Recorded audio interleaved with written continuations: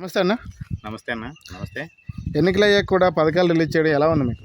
ఎన్నికలయ్యాక పథకాలు అయితే రిలీజ్ చేయడం చాలా గర్వంగా ఫీల్ అవుతున్నాం మేము. ఎందుకంటే నిమ్మగడ్డ రమేష్ గారు, చంద్రబాబు నాయుడు గారు కుట్రపూరితంగా ఎలక్షన్ ముందు ఆ పథకాలనే రిలీజ్ చేస్తే గనక ఓటింగ్ శాతం వైసీపీకి పెరుగుతుందని దురుద్దేశంతో పథకాలు అనేది ఆపాలని చెప్పేసి కోర్టుకెళ్ళి ఆప్ చేయించడం జరిగింది. దాన్ని మన జగన్మోహన్ రెడ్డి సీఎం గారు కోర్టుకెళ్ళి తెచ్చుకొని ఎలక్షన్ అయిన తర్వాత ఏవైతే పథకాలు డేట్ వైజ్ గా అమౌంట్ ఎంత అన్నదే ఏదైతే ఉందో అంతా కూడా ప్రజలు అకౌంట్ లోకి నేరుగా జమ చేయడం జరిగింది. చాలా ఆనందంగా ఉన్నారు ప్రజలందరూ కూడా.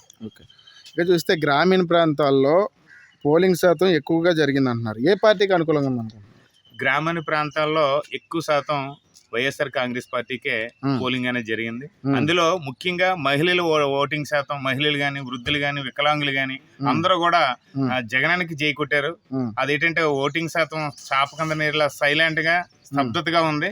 అది రేపు రానున్న 4వ తారీఖుని కౌంటింగ్ రోజు మాత్రం ఒక బాంబు బ్లాస్ట్ అయినట్టు మాత్రం మంచి శుభవార్త అంటాం. ఎందుకంటే 175కి 175 సీట్లు కూడా కొట్టబోతున్నాం అని చెప్పేసి ఆశాభావంతో ఉన్నాం. ఇక చూస్తే మరి మీ మండలానికి అలాగే మీ పంచాయతీకి వచ్చేసరికి ఎంత మెజారిటీ ఇస్తున్నారు వైఎస్ఆర్ పార్టీకి? మా గ్రామానికి వచ్చేసరికి 1118 ఓట్లు పోలేయండి. అందులో సుమారుగా 80% అంటే 800 ఓట్లు మాకు వైఎస్ఆర్సీపీకి కంపల్సరిగా పడతాయి.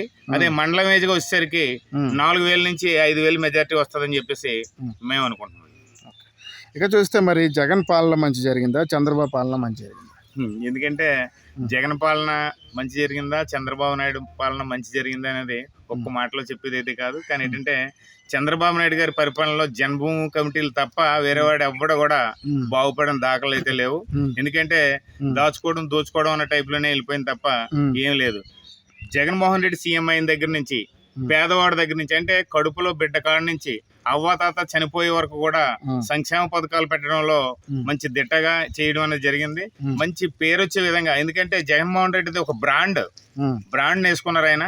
జగన్మోహన్ రెడ్డి పేరు చెప్తే బ్రాండ్ గా సచివాలయ వ్యవస్థ గాని, నెక్స్ట్ వచ్చి రైతు భరోసా కేంద్రాలు గాని, అలాగే విలేజ్ క్లినిక్లు గాని, హెల్త్ క్లినిక్లు గాని అన్ని కూడా అంటే నాడు నేడు అనే స్కూల్ని మార్చడం కానీ, ఇది పేరు చెప్తే జగన్ అని పేరు చెప్పేసరికి బ్రాండెడ్ గా కొన్ని కార్యక్రమాలు కనబడుతున్నాయి. అదే చంద్రబాబు నాయుడు పేరు చెప్తే కనుక ఒక్క పథకం కానీ లేకపోతే ఒక్క బ్రాండ్ గా ఇది ఉందని చెప్పేసి చెప్పడానికి అయితే ఏం లేవు. అలాగే మరి సీఎం గా జగన్ గారు ప్రమాణ స్వీకారం చేస్తారా, చంద్రబాబు నాయుడు ప్రమాణ స్వీకారం? గన్ షాట్ గా జగన్ అంటే గన్ షాట్ అంటే జగన్మోహన్ రెడ్డి గారు ఆల్రెడీ ముహూర్తం కూడా ఖరారు చేసుకోవడం జరిగింది. 4వ తారీఖుని కౌంటింగ్ అవుతుంది. 9వ తారీఖున 9:30 ముహూర్తం కూడా ఖరారు చేసుకున్న దమ్మున్న నాయకుడిగా మన జగన్మోహన్ రెడ్డి గారు చెప్పడం జరిగింది. అది ఐపాక్ టీంతో మాట్లాడి వచ్చిన తర్వాత ఒకే ఒక మాట చెప్పారు ఆయన. ఆ మాటతో కార్యకర్తలకు కానీ, అభిమానులకు కానీ, మహిళలకు, వృద్ధులకు, వికలాంగులకు సంక్షేమ పథకాలు తీసుకున్న ప్రతి ఒక్కరికి కూడా చాలా ఆనందాన్ని కలిగజేసింది. ఎందుకంటే ఆయన మాట చెప్పాడు, ప్రపంచం అంటే దేశం అంతా కూడా మన రాష్ట్రం వైపు చూస్తుంది, దేశం మన రాష్ట్రం వైపు చూస్తుంది, 151కి పైగానే వస్తుంది తప్ప ఇంకా తగ్గే ప్రసక్తి లేదని చెప్పేసి ఒకే ఒక మాట చెప్పి ఆయన విహారయాత్రకు, ఎందుకంటే రిలాక్స్ అవ్వడం కోసం, ఎందుకంటే చాలా రోజుల నుంచి సిద్ధం సభల దగ్గర నుంచి బస్సు యాత్ర కానించి మొత్తం అంతా కష్టపడారు కాబట్టి రిలాక్స్ అవ్వడం కోసం ఆయన విదేశ యాత్రకు వెళ్ళారు. ఆయన మళ్ళీ 1వ తారీఖున వస్తారు. 4వ తారీఖున మంచి శుభవార్త మనకు అందించి 9వ తారీఖున ఆయన ప్రమాణ స్వీకారం చేయబోతున్నారు. ఫైనల్ గా మరి నర్సీపట్నం నియోజకవర్గంలో వైఎస్ఆర్సీపీ పార్టీకి మెజార్టీ ఎంత వస్తుంది అనుకుంటున్నారు? నర్సీపట్నం నియోజకవర్గం మెజారిటీ అయితే గనక గతంలో 24,000 పైచీలకు వచ్చింది.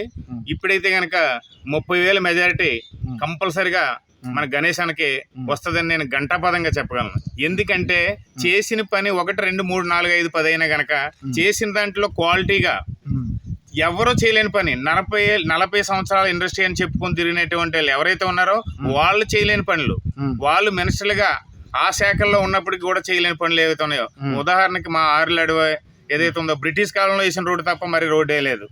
కానీ హిస్టరీ చెప్పుకుంటే 40,000 అని చెప్తున్నారు. గణేశాన్ని చేసింది అని సీఎం జగన్మోహన్ రెడ్డి గారు చేసింది కానీ ఒకే ఒకటి, ఏదంటే అది 2.5 ఏళ్ళు కరోనాతో పోగా 2.5 ఏళ్ళలోనే వీళ్ళు చేసిన అభివృద్ధి అంతా కూడా.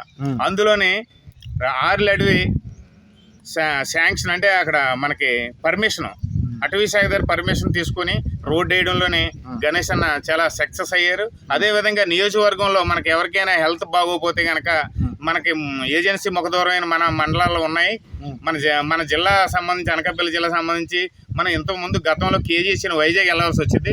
చాలా ప్రాణాలు ఈ మధ్యలో ఈ గ్యాప్ లో, ఎందుకంటే చాలా జర్నీ చేయాల్సి ఉండి ఈ మధ్యలో చనిపోయిన వాళ్ళు చాలా మంది ఉన్నారు. దాన్ని దృష్టిలో పెట్టుకొని జగనన్న మన సీఎం గారిని మన గణేష్ గారు మాకు ఇలాగా కాలేజ్, మెడికల్ కాలేజ్ అనేది కావాలి, చాలా మంది ఇబ్బందులు పడుతున్నారని చెప్పి 500 కోట్లతో ఆ హాస్పిటల్ కూడా ఇక్కడ మెడికల్ కాలేజ్ ని తీసుకొచ్చిన ఘనత మా గణేష్ అన్నది.